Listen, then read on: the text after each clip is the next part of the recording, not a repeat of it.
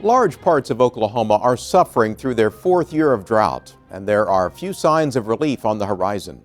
The long dry spell has taken its toll on western Oklahoma, and a ripple effect has made its way to Lake Texoma.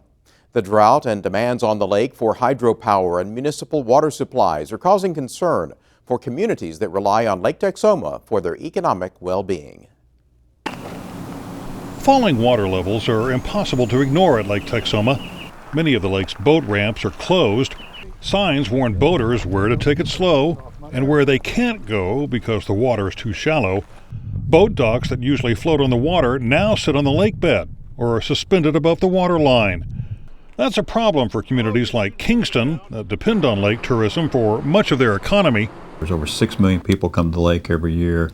You figure $50 to $100 per person, which if you make a trip to the lake, you understand that's real easy to spend, and real quick you do the math, you get a feel for the significance. Rick Lane is president of the Lake Texoma Association, which serves as a sort of chamber of commerce for the lake. Lane emphasizes Lake Texoma is still open for business. The fishing is great, the boating is great. There are limited access. There are boat ramps that are closed, but there are boat ramps that are open. Still, Lane concedes that more than half the boat ramps on the lake are no longer accessible as the water continues to recede. A further drop in water levels could do significant damage to infrastructure on the lake.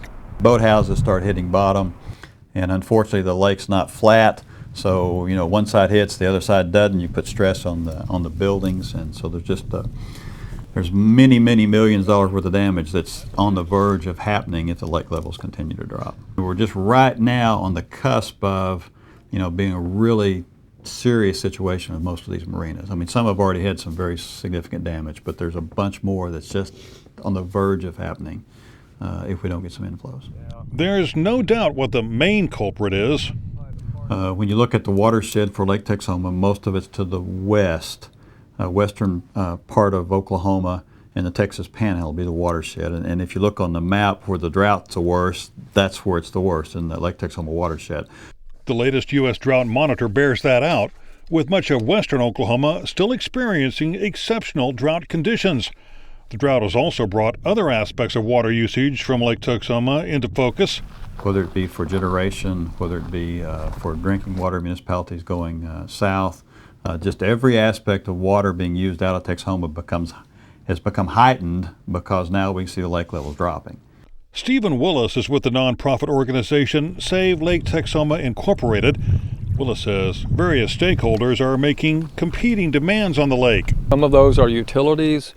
You've got the tourism and recreation that has grown up over the last 40 to 50 years. That's over a $200 million industry on the lake. So these are competing interests in some ways. So the problem is finding a balance. Willis fears if lake levels keep dropping, it could affect water quality. You've got an increased opportunity for eutrophication, which means that the nitrates and phosphates that run off the surface areas from farms and ranches and developments, the pollution that comes off the streets in a high-end commercial development like Point Vista, all that is going to impact the lake water. A major concern is the continued use of the lake for hydroelectric generation, which can lower lake levels by up to 3 feet per month. Southwestern Power Administration currently draws water from the lake to generate electricity, but the agency claims that Southwestern is generating only a minimal amount to meet short-term peaking and critical power needs.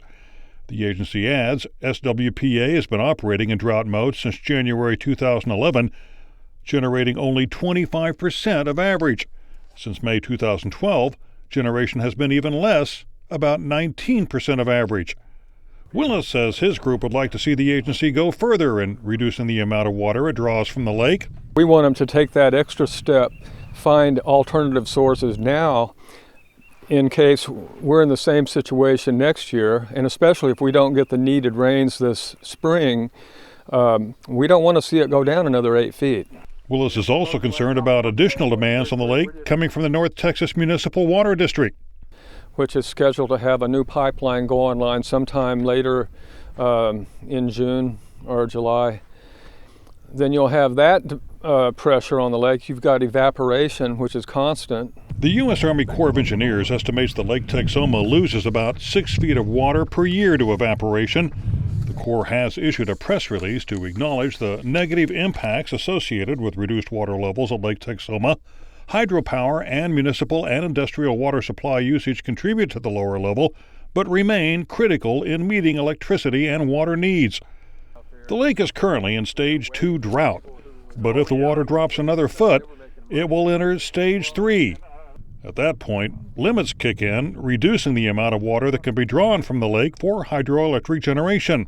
But there's not much teeth to those in terms of actually stopping the outflow of water. So in our minds, because it's such a valuable economic engine to the area, the laws just need to be rewritten to raise those levels where those conservation measures kick in at a little higher level. The Lake Texoma Association hosted a public meeting earlier this month to discuss issues affecting lake levels. About 200 people attended the meeting, including Cedar Mills Marina sales manager Rick Lemon, who's already felt the impact of the lower lake levels.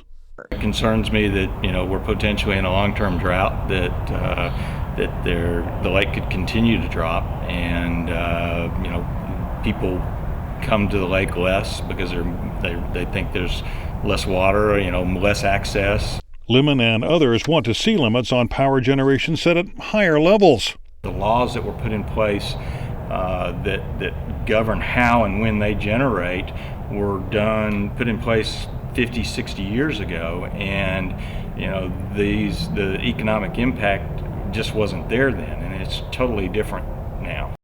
The association has launched a petition calling for changes in federal lake laws allowing water to be drawn from the lake for power generation.